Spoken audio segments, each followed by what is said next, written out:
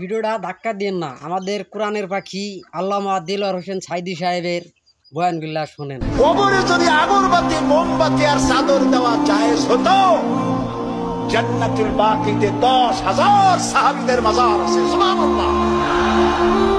হযরতে ওসমান রাদিয়াল্লাহু তাআলা শুয়ে আছেন জান্নাতুল বাকিতে।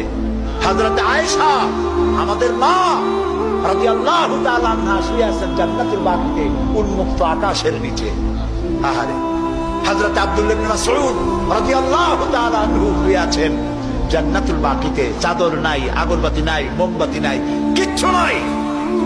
রাসূলুল্লাহ বলেছেন জান্নাতুল বাকিতে, বাকি থেকে কিয়ামতের দিন 70,000 আহলে বাকি চাঁদের মতো চেহারা নিয়ে বিনা হিসাবে আল্লাহর জান্নাতে চলে যাবে। ওইখানে চাদর নাই। আর আমরা আমাদের দেশের পীর সাহেবদের মাজারে চাদর দিয়ে আগরবাতি